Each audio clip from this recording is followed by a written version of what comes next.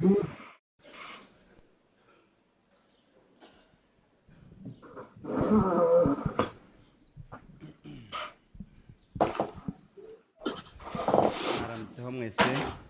morning to everyone.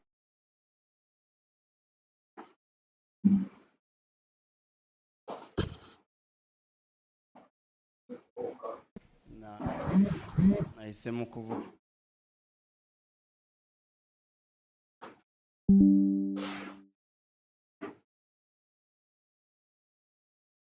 mu kinyamurenge abantu yihangana agaragaza sinzi ko amagambo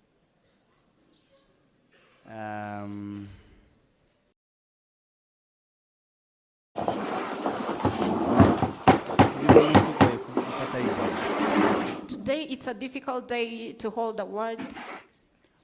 Kuko ibyabaye bikibuka bikaba bibisi bikaba nkaho byaraye bibaye uyu munsi. Because what has happened, it renew itself day by day.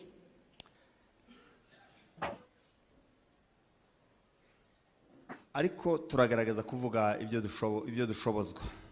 But we are going to try our best to say what we can. Ijambo rya mbere ni ukubabwira impamvu y'urugenzi cyatumye tuza hano. First of all, I'm going to tell you the main purpose of our travel. Twaje kwifatanya namwe.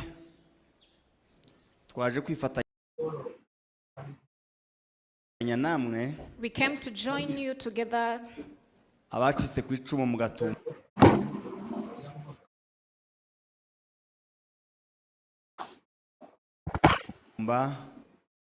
Gatumba massacre. Abo mu Bibogobogo. The survivors of the entire community as Banyamulenge. Ndetse n'inshuti n'abavandimwe. And all abazize uko basa. Those who have been killed because of how they look. Been created. Wa munsi w'iminsi 13 kwezi k'umunani 2000. Yona.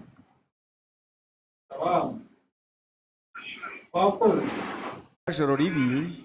That horrible night. Impunzi zatewe mu nkambi. Where the refugees killing. Igihugu cyabo. Their own country.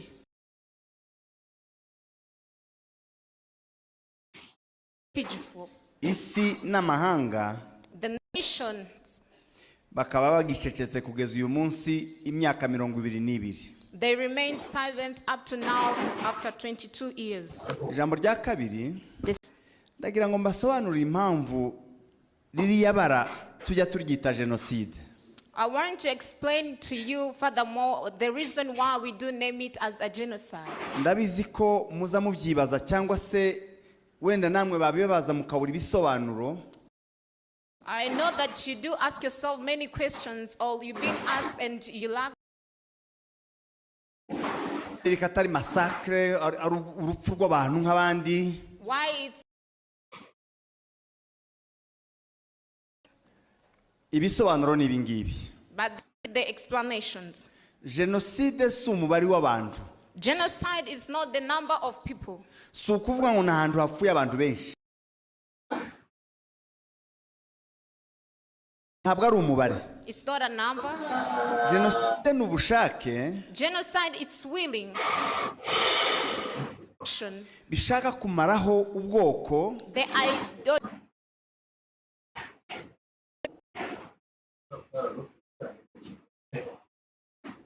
To abolish abantu ubwoko.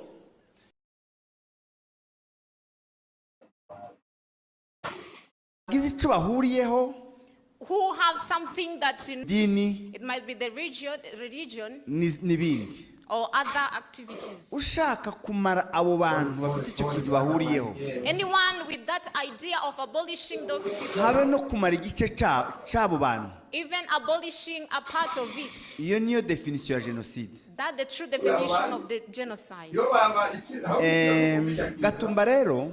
Gatumba. Ninga hari umugambi watangiye kera. It was an idea or a plan that has been planned since back. babivuze inkambi ndatekereza ko ari bwo bwa mbere inkambi igira mu bice bibiri bifite shitingi zidasa. They mentioned it's for the first time where the camp of refugees being divided into two with different colors of tents. Ni gute HCR yotanga amashitingi y'umweru uruhande rumwe n'amashitingi y'icyatsi kibisi urundi ruhande? How comes UNHCR can give all the tents of white to one side and the green one to other side? Abaje kwica abantu, for the killers, bibasira rwa ruhande rumwe rurimo abanyamurenge gusa. And the killers concentrated to the part where the Banyamulenge were being hosted. Kandi impande zombi zari zituwe. And yet the two sides were occupied. Hishwa abantu b'ubwoko bumwe, but being killed the one people in one community. Kuko abandi batari abanyamurenge bishwe, because others who are not Banyamulenge who have been killed. Bazize kutwegera. They are killed because of supporting and coming closer to Banyamulenge. Bazize kuba mu mahema sana yacu. They were killed because of living in the same tent colors with the Banyamulenge. Bazize kuba bisanze mu mahema yabagenewe kwicwa. They were being killed because they were in the tents of those who are supposed to be killed. Abacu barokotse, the survivors, simbabazi zabicanye. You know the mercy of the killers. Niba abandi baje bita nta rwamaza batabazi. That those people being named that name. It's also because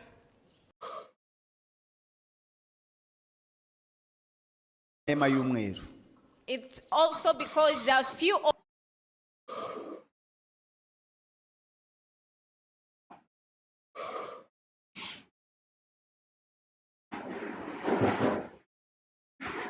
not supposed to be killed. Abo niyo mpamvu batapfa.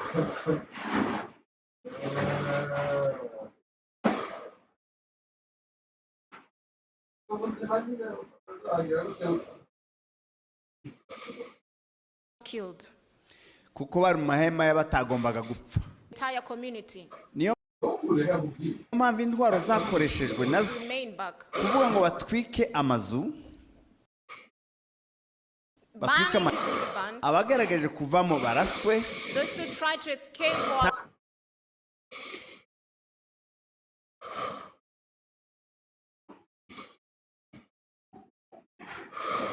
cyangwa se batemwe n'imipanga,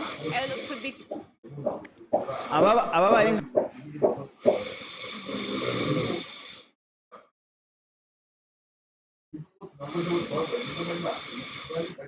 kabiruka cyane baraswa umugambi wo kumaraho abantu. All those shows that the history of Bibogobogo kuvuga ngo bica basa kore n'abagabo, killing the men and women, bica abana, killing kids. Nta kindi gisobanuro ubona uretse kushaka kumaraho abantu. There is no any explanation for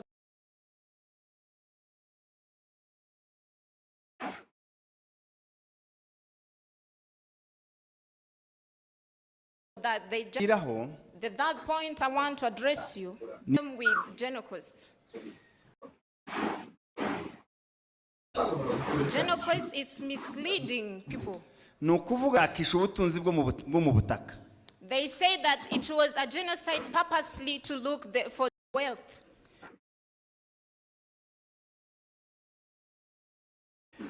Ibi Kongo yabizanye. Congo came with this kugira ngo bagarageze kuzimya uko abanyekongo si ubwoko. Because Congolese is not a community. Ikintu duhuriyeho ni nationality.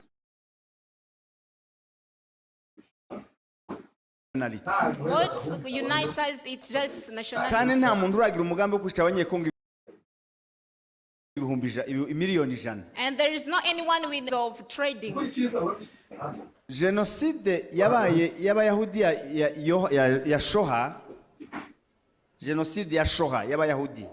Genocide for Jewish. Yari shaka kumaraho abayahudi. Wants to abolish the entire Jewish.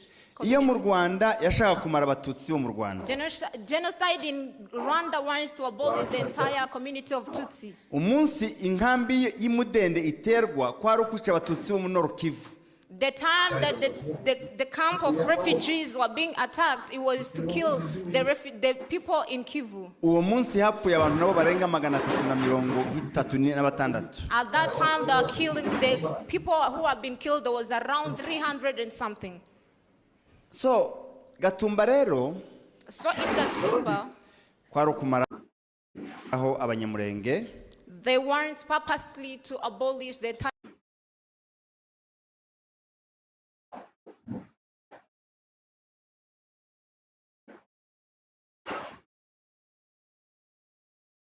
kabo part of them. Hakurikijwe uko basa,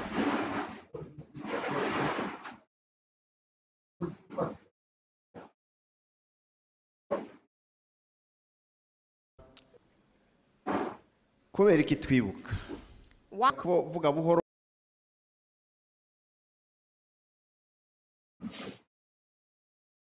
buhoro kuko ndashaka ngo twumve. Today I try because of what we do.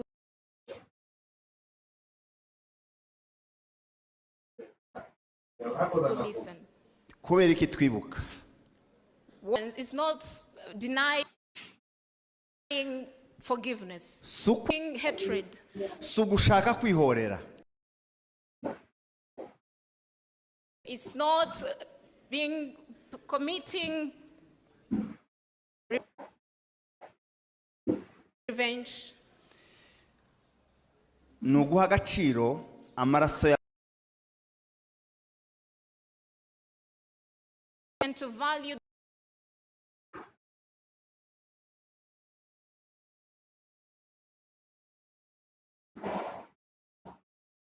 the blood of our beloved ones and what we share. The reason why we do have to recognize them and value them.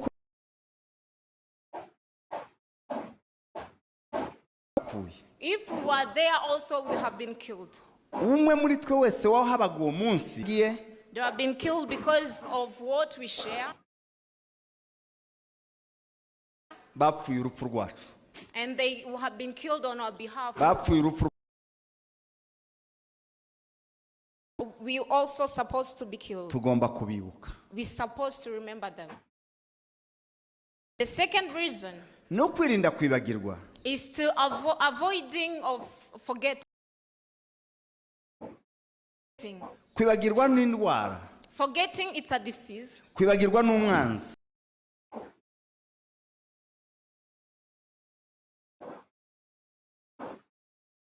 Forgetting cyangwa se ukarangara nandolo na wa wundi yitwa gutarya wa nandaro ahari marandura nandaro n'ubushibazi.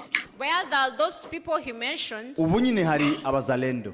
They are bazarendo, they are occupied. Nono baranororotse ni benshi kuruta babandi. And for now they developed many more than the abamayimayi muzamumva sino bavuga mu mazina ariko muzamubumva baruzuye biriya bibiri.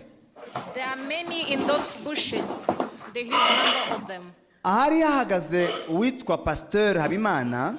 The way was occupied by Pastor Habimana. Izina ry'ikihimbo. The nickname. Ariko witwa neza Matusela Nikobamye. But named as Matusera. Ayo niyo mazina ye. That was the real names. Ziriya rya Habimana Pasteur n'iry'ikihimbo ni kuryo iwabo bavuga ngo batazira. But the Habimana Pastor was a nickname being named. Uri Matusela Nikobamye aho yari ahagaze cyagihe. Where he was at that time. Ubu hari abandi bita abapasiteri ngo bambaye haga bakora kakazi bavuga bya bigambo. But they are still the same who call themselves servants. Bavugira Imana nimba ari zikuzimu simbizi ariko bakavuga amagambo y'ubwishanyi. They do say that they talk on behalf of God, but they do speak the killing words. Ahari hahagaze agatorwa sa cyagihe. The way Agathon Rwasa was standing there. Ubu hari ndayishimiye n'ingabo z'igihugu cye na sendede na FDD bahaye bakora buriya bwicanyi. Is there the senior leader of Burundi and the other leadership? bafite imbaraga n'ibikoresho biruta ibyo bariya bari bafite. They have strong weapons more than others had at that time. Abantu ba FARDC bari bahari cya gihe The fathers who were there bari bake, were few.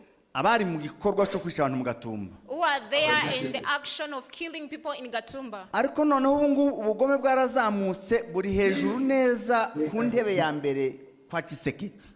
But the hatred has developed up to the seat of the president. Nimba cyagiye hari abantu bo muri leta bafashije cya gikorwa, If at that time there was among some of the government ubu leaders, nyine ubugome bukaba buri ku isonga. and for now the hatred is on the top. Tshisekedi nabumva ibintu nkawe nibo bafite ishumu n'umupanga kandi bafite na leta, bafite n'imbaraga z'itegeko. Those leaders are the one holding weapons to kill our own. Icyahindutse gusa ni kimwe. What have changed? It's only one thing. Genocide yakozwe mu Rwanda, yakozwe mu Gatumba, bakoreshaga essence n'ikibiriti gutwika abantu. The genocide in Rwanda and other places, they use matchboxes and oil to kill people. Bagakoresha imipanga They use machetes n'imihini, and also the hoods. bagakoresha n'imbunda ntoya izi za Kalashnikov. And use the small guns. Ubu rero Up- genocide kwirakoreshwa ikoranabuhanga. But today the genocide is being used in technology. Ubu genocide kwirakoreshwa drone. Today they are using drones to kill. Ni nkaka mubona It's the same you are seeing here. kabaye kaniniho gato, A little bit bigger than this. bagashiraho amabombe ya 60 na 82, izo ni imbunda zigira amabombe, bakubakaho amabombe kakiruka kagenda gakurikira umuntu aho ngiye hose, habe niyo ugiye munsi y'igiti kakagusangayo kari hejuru yawe. They connect their bombs and follow people wherever you can run to. Uwakohereje afite computer aha yakureba uko uhaye ugenda akuzi yo kumenya. Who sent it with a computer, sending it and tracking your location where you are. Noneho bakohereza amagana. And they send uncountable drones there. Kandi ziri hejuru aho wenda wewe iyawe mbundu ufite itozirasa ngo izigereho. And upon them, where the weapons they have, we can't shoot back to them. Ko barakoresha ikoranabuhanga bakifashisha n'abanyamahanga n'abazungu barimo ba Eric Prince. Today they are using technology to kill us and also as being assisted by nations' support. Icyo nicyo cyahindutse. That's the changes only are there. Ubu nyine harakoreshwa imbunda hafi za kirimbuzi, barashinga imbunda kubazi mu Minembwe, bagashinga imbunda muri Bicumbi cyangwa se Imutunda zorasa Minembwe hose. Today they have strong weapons which can destroy the entire area. Icyo nicyo cyahindutse. That's the only changes are there. Ariko umugambi urahari. But the plan, the idea is still there. N'abicanyi barahari. And also killers are still there. Nhanzwe mvuga ko icyo namaze kubona abagabo babiri bahuriyeho, abayoboye ibihugu bibiri bifite umugambi wo kutwica, nuwo mugambi niwo bahuriyeho, ibindi ni ubucuruzi. What connect these two nations to killers? That technology that would connect them. Others is just trending. Ni umugambi wo kutwica. Ideology ya genocide niyo bahuriyeho. It's the ideology of killing us. Guceceka kw'amahanga Silence of nations. tigukabatangaza. Let it not amaze you. Abantu biciwe mu nkambi yabo, People are being killed in their own tents. aribo bashinzwe kubaha umutekano. People are being killed in their hands, and yet they were in charge to protect them. Aribo bakabaye babarinze, They were in charge to protect them, ariko ntacyo bavuze. but they kept silent. Kandi kwica impunzi And killing refugees, nta na hamwe byemewe mu mategeko. There is no right allowed that kuko impunzi ni umuntu bamanitse amaboko ko ari umunyantege nke. Because a refugee is someone who surrendered that he's a weak person. Nta shema ryo kwica umuntu wamanitse amaboko. There is no any pride of killing someone who surrendered. Ariko UN ntacyo yigeze ikora. But UNHCR did nothing to that. Impunzi biba bizwi ko nta ntwaro ifite. They are aware very well that the refugees has no any weapon to fight them back. Ariko guceceka kwa UN ntikore na enquête. But keeping silence of UNHCR without even doing investigation. Habe n'ababyiyemereye bonyine ntibakurikiranwe. Even those who accepted publicly that they're the ones who committed that genocide have not been followed. Tugomba kubikuramo isomo. We have to learn from it. Isomo rya mbere, the first lesson that you have to learn from it nuko isi itagira imbabazi. Is that the world is merciless. Isi ntigira impuhwe.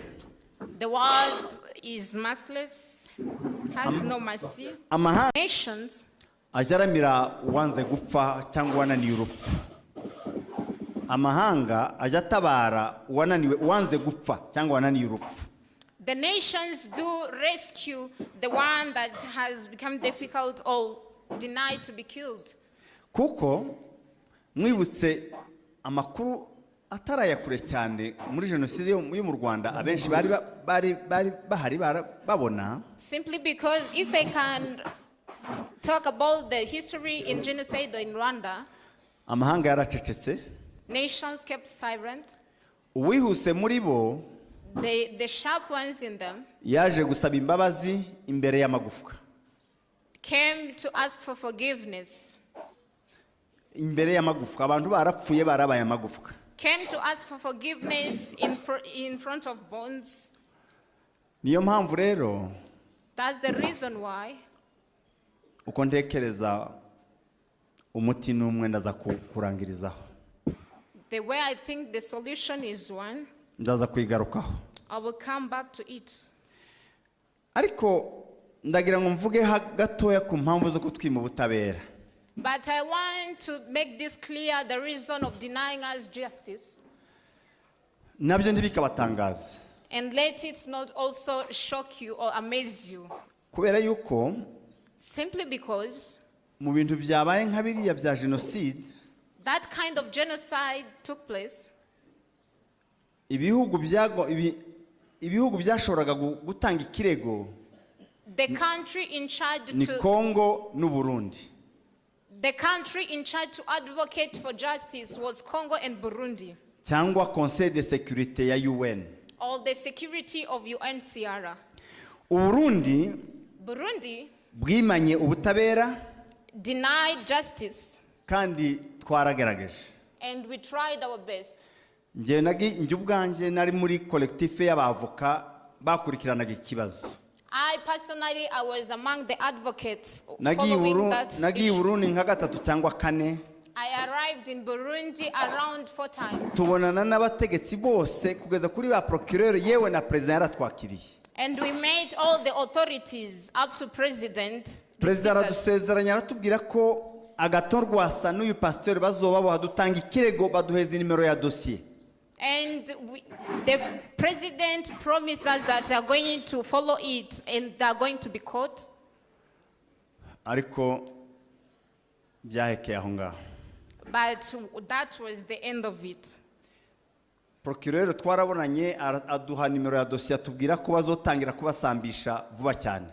Procureur, we met them and gave us the number of the case number. Ariko nta cyakozwe. But they did nothing. Ariko isubiye inyuma naje kubyumva. But when you went back, naje kumva impamvu bataduhaye ubutabera. I came to find out the reason why they denied us justice. Nuko wahuje umugambi n'ababicanyi. It's because they joined together with the killers. Abicanyi bakera n'abicanyi bubu bahuje umugambi. The killers in that time, even the current killers, they have the same. Kubera ko abicanyi bubu funga abicanyi bejo. Why? The reason they can call they can catch the killers who killed us in that time. icya kabiri The second thing nuko bakiri muri gahunda is because they're still in their process yo kwica abasigaye. to kill the remaining ones. Murafungira abantu ko bishe abandi kandi bagifite gahunda yo kwica abo abasigaye. Are you going to accuse people of killing people and yet they are still on the duty to kill the remaining ones? Urebye ibiri kubera muri kiriya gihugu, If you can watch carefully of what is happening in those countries, ni amarorerwa. it's something horrible. Abavandimwe bacu bari hariya bari Bujumbura ibo no kwibuka ntibibutse. Our brethren here, they are in Bujumbura, they didn't even remember. Ibo nta n'uburenganzira bafite bwo kwibuka nk'uko twabikoze. Today, they don't even have right to remember as we did today. Noneho ntibagiye no kwirima ngo baje kureba hariya twashinguye abacu. They have never even been allowed to go there to the graves. Ayo makuru muyabaza murasanga. If you ask that information, we'll find them through. None sabo ngabo tubasaba ubutabera gute? How can we advocate justice from them?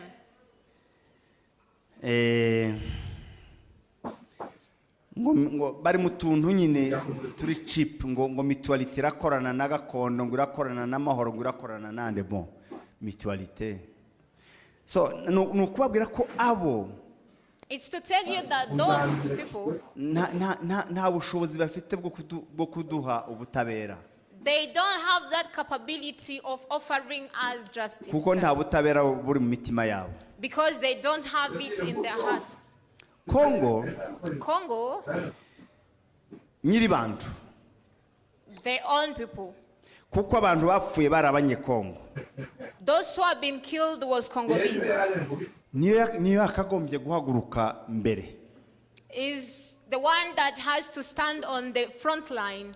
Uburundi bwagombaga guhaguruka ko abantu baguye ku butaka bwabo. The government of Burundi was to support in because people have been killed on their land. Ariko ntibabikoze. But they didn't. Kongo yagombaga guhaguruka kuko ni abantu bayo bapfuye. But Congo was to step in because it was their own people who were killed. Nayo impamvu itabikoze nuko ikiri mu mugambi.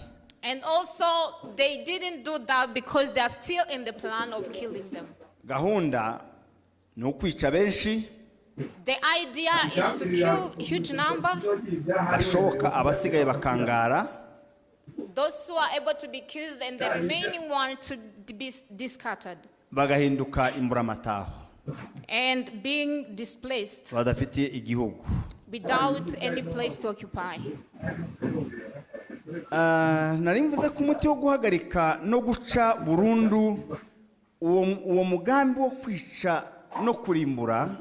The solution and limiting that plan and idea of destroying and killing. Niyo ngiye kugarukaho. That's where I'm coming back.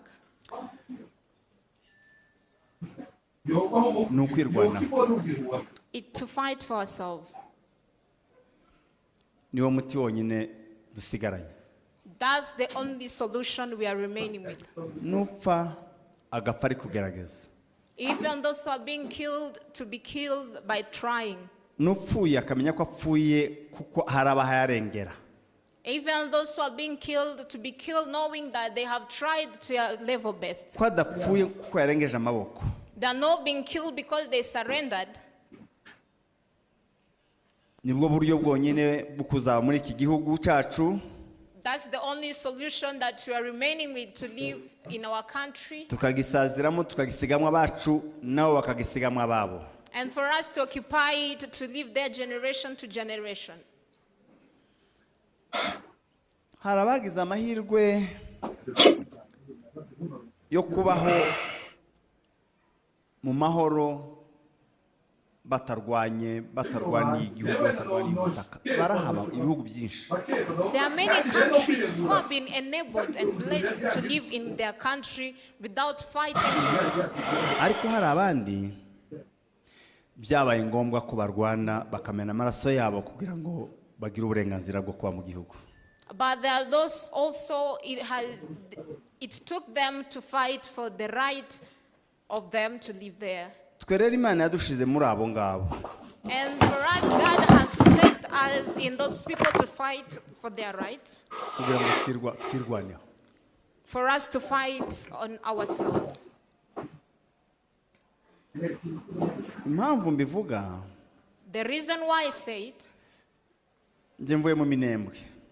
for me, I'm coming from Minembwe. Nari hano ntarashira iminsi, I was here a few days ago. ndabasezera ndari ijoro rimwe, bukeye nagezeyo, sinzi ko mwabimenye, burya nkiva hano nari ijoro rimwe gusa mu nzira. I spent it one night on the way, but the other day I was there. Abantu bariyo bahuye n'ingorane zikomeye. The people who are there are in trouble.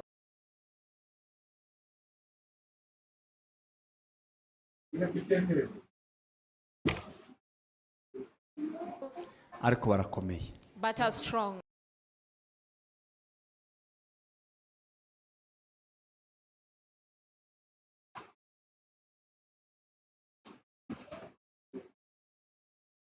Ku buryo n'ubu bagihagaze ku ijambo ko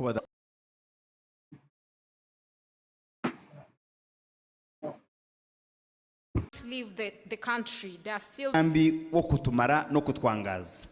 fighting for ourselves is the only solution to condemn and to remove the idea of destroying us. Support from other place. Bushika imvura yahise.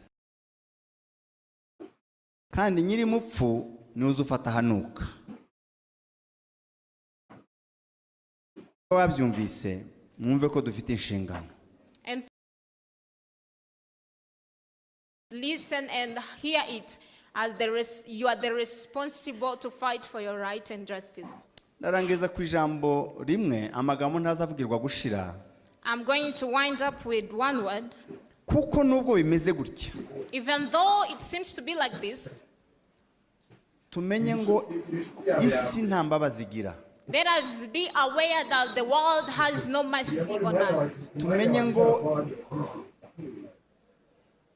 imbaraga zo kubaho tugomba kuzishakamo. Let us be aware that the power of living, we have to find it by our own. Icyo navugaga yahiye ahubwo ni mumuzimirize kiriya koti. Icyo navugaga ijambo rya mashaze kuvuga nuko hakiri ibyiringiro. The last word I wanted to say is that there's still hope. Bavandimwe Brethren batuye muri Kenya, who are here in Kenya, naje kubabwira ko hakiri ibyiringiro. I came to tell you that there's still hope. Ndabingingira kudatwarwa no guheranwa n'ubwoba n'agahinda. I plead unto you not to be ruined by sorrow. Haracyari ibyiringiro. There's still there hope Imurenge in Mulenge, no ku Banyamulenge. even in Banyamulenge. Ka cya giti cyatemwe kiza cyongera kigashibuka. As the same tree being cutted off and also come back true. Kikongera kikamera andi mashami And gate other leaves n'amababi and other leaves. mabisi atoshye kuruta ya mbere. The fresh ones are the first one. Imana iracyari ku ngoma. God is still on the throne. Kandi hari ibyo yakoze. And there's some that he did. Twarebesheje amaso yacu by'ibitangaza tutari kubonera ibindi bisobanuro. The miracle ones that we witnessed by our own eyes. N'ejo bundi yarabikoze. Even he did it the other day. Ubwo umwanzi yarageze kwa Buhimba, Where the enemy was close to us. mwebwe mwenda mufite abasore batahazi. You might have the kids. Ariko ndabizi neza ko abantu bakuru muri mwe bavuze ngo ageze kwa Buhimba, mwese mwaravuze ngo birarangiye hasigaye aho Imana. Siko mwavuze? But I know that the elder one among you, the time you heard where they have arrived. Kandi niko byari bimeze. And that was the situation. Nakuyemo isomo rimwe. I learned something from it. Nari ntaramenya impamvu umunsi Yesu amubwira ngo umuntu akunda ngo yarwaye ararembye Lazaro. The time that Jesus had been told that his friend is sick, Lazarus, impamvu yatinze, the reason why he delayed, ntikwari ukwanga Lazaro, it was not the hatred he held for ariko Lazarus. kwari ukugira ngo bigereho anuka, It was, he wanted to reach an extent of smelling bad. hatazogira umuntu n'umwe uzovuga ngo none ngo nyine nuko ngo bamuhaye udutarahembuka. Yari yapfuye. For not anyone to boast of saying that it's their capabilities that brought him back. Kwari Imana yonyine. Was only God. Yarabikoze. He did it. Kandi nejo bundi. And he did it the other day. Umwanzi yarakeneye kuzimya itablo uko babivuga. The enemy wanted to silence and keep off. Akazimya amateka, ubuzima n'izina. To put down the history, the names. Imana iratabara. But God rescued. Ariko kandi. But also. Yakoresheje amaboko yacu. Used his. Used our own. Yakoresheje amaboko y'abantu. He used the hands of people. Amaboko yacu. Our own hands. N'ay'abandi yahagurukije kudutabara. And also others that he forced them to rescue us. Nubwo hakiri ibyiringiro. Even though there's still hope. Imana hari ukundi ikunze kubaza ngo niki mufite. Ikunze gukoresha ibyo dufite. God do ask or uses what we have. Mu Isezerano rya kera. In Old Testament. Yabajije Mose ngo ufite iki? Asked Moses, what do you have? Ati inkoni gusa. I just have only the stick. Sinzamenya nimba rwara urugubyo nimba yariye ariko inkoni. I'm not aware of the type of stick he had, but he had a stick. Ariko iyo nkoni niyo yakoresheje. But he used the same stick. Kugira ngo ibakure mu Giputa kugeza bambutse Kanani. Ariya nkoni izicamo n'amazi. To take them from Egypt. Wa mugabo yari afite inkoni azinkoni inkoni gusingi yo kuragira yo kuragira. Had a stick and thought it was a normal stick. Ariko Imana yarayikoresheje kugeza iciyemo n'amazi barambuka. But God rescued them through the stick he had. Ubundi munsi yabashije mu Isezerano cyaraje ngo mufite iki? In the New Testament he asked, they say, what do you have? Cyari kibazo cy'ubuzima n'imibereho. It was the problem of the daily life. Irabaza ngo mufite iki? Ask them, what do you have?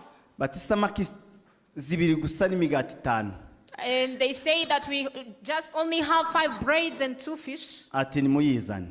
And told them to brought them. Ati muyizane bamuzanira bya bindi irabikoresha bararya barahaga. And asked them to bring them to him and he multiplied them. Nukuvuga ngo Imana. It means that God ikunze gukoresha ibyo dufite. uses what we have. Ndangije mbabwira ngo mukomere. I wind up by telling you to be strong. Iminsi mibi yaraje yaduciyeho. The bad day came and passed. Ariko nyuma yayo hari imyiza. But after and behind those bad days, there are good days. Ariko ikibazo gusa no kubaza ngo. But the question is asking. Abanyakenya. The Kenyans.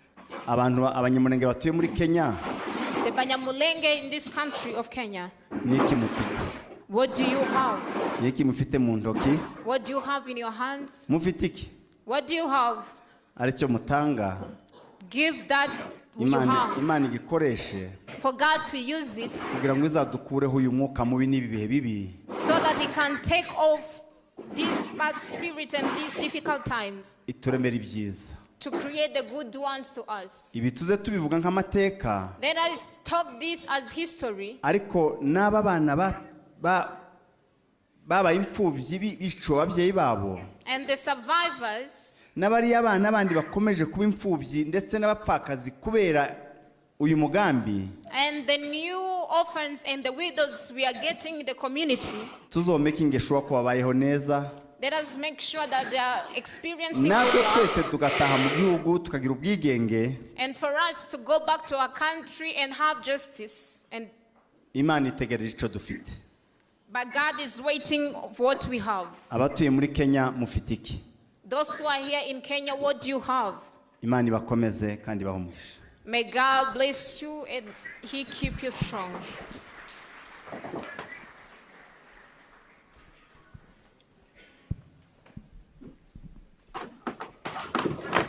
Arakoze cyane Honorable. Thank you so much.